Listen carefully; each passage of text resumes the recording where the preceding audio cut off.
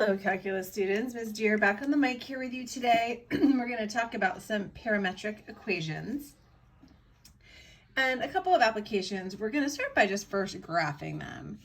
So let's look at x equals 3 cosine t, y equals 2 sine t. So we can see that these are parametric equations. X is a function of t, y is a function of t. If we actually solve the parameter, then cosine t is x over 3, sine of t is y over 2. And cosine and sine are related in that sine squared plus cosine squared is always 1. So if we eliminate the parameter, we get x over 3 squared plus y over 2 squared is 1. Because we're amazing algebra students, we know this makes an ellipse. The center is at the origin because there's no offset for either x or y. We go 3 in the x direction, 2 in the y direction. And because x is cosine and y is sine, we know we're going to start at t equals 0. Then we're going to start at the point 3, 0. And cosine is going to go this way, going to go down. Oh, I missed. And so here is my orientation. You can see that the period of this graph, if t goes from 0 to 2 pi, then I would trace this graph exactly once. If t kept going, I would just keep tracing this graph over and over and over. So go ahead and give a try. If x equals 3 sine t and y equals 2 cosine of t. Well, hopefully we don't need to actually parameterize this time. We can see that if again we start at t equals 0, then we're going to start at the point 0, 2. Again, the points that we plot here are in terms of x and y. As t gets bigger, or moves in the positive direction, as t increases, these values have nothing to do but get smaller, right? And these values have nothing to do, I think I said that backwards. Did I say that backwards? These are gonna get, maybe I didn't. These get smaller. These, well, anyway, let's figure that out. So if I start at 0, 2, then I start at 0, 2. If t is, say, pi over 2, if I plug pi over 2 into here, sine of pi over 2 is 1, so x is 3, and y is cosine of pi over 2, which is 0. So I'm going to go this way. So my sine values are getting smaller, my cosine values are getting bigger, so my orientation is going to go this way. So by switching them, again, I change my orientation. My stretch in the x direction is still 3, my stretch in the y direction is still 2, and the period, how long it would take me to sketch it one time, is still 2 pi.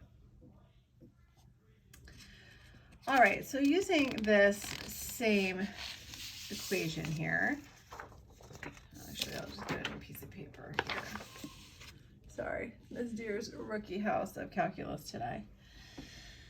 So let's do x is 3 cosine t, I forgot what they were, y was 2 sine of t, I think.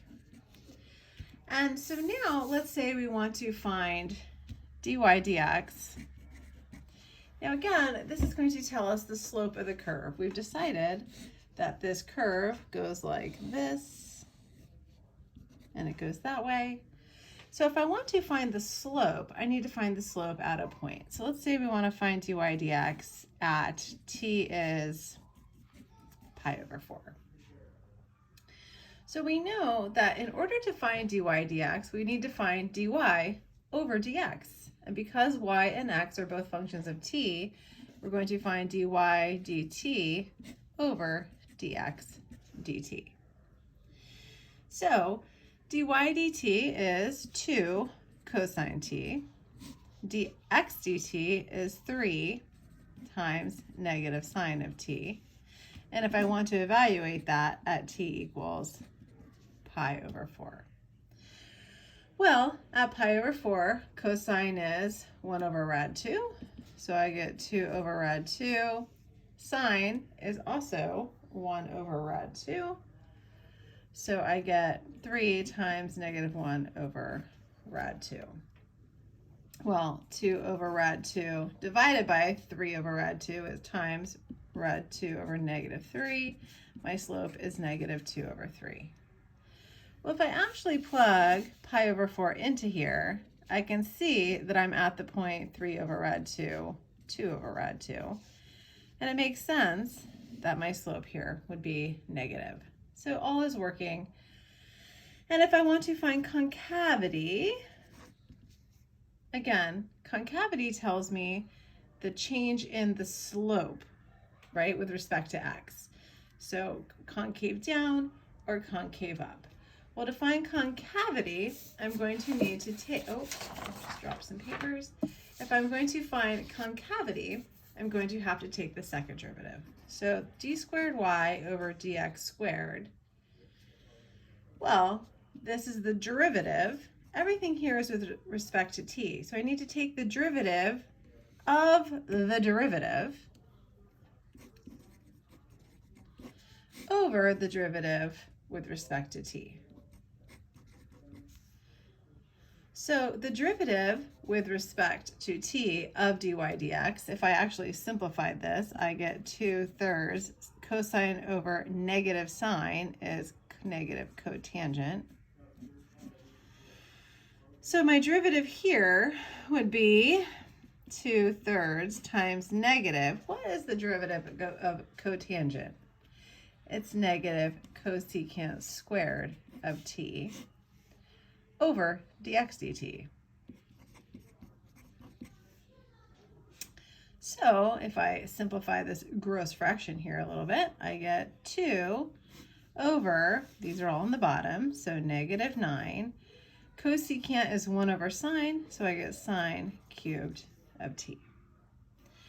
Well, if I again evaluate this at pi over 4, I get negative 2 over 9. Now, sine of pi over 4 is 1 over rad 2. So sine cubed of pi over 4. In the bottom, I would multiply by the reciprocal. So rad 2 over 1 cubed. This is negative. Concavity here is negative. This all makes sense with what we know. Oops, excuse me. All right, so if we want to find the equation of the tangent line, 2x equals 3t squared plus 4, y equals t cubed minus 2t, when t equals 1. So remember last year we needed an x value, which gave us a y value, which gave us a slope. Now we need a t value, which gives us a point. So when t equals 1, our point, if I plug 1 into here, I get 3 plus 4, 1 minus 2. So now I have a point, and I still need a slope. So dy dx is dy dt, 3t squared minus 2 over dx dt, which is 6t plus 0, and I'm going to evaluate that at t equals 1, which gives me 1/6.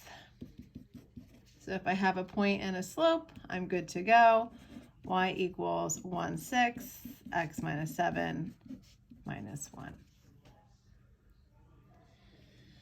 Now, if I'm given the curve, x equals 2t plus 1 and y equals t squared plus 8, how would I find any points of horizontal or horizontal tangency?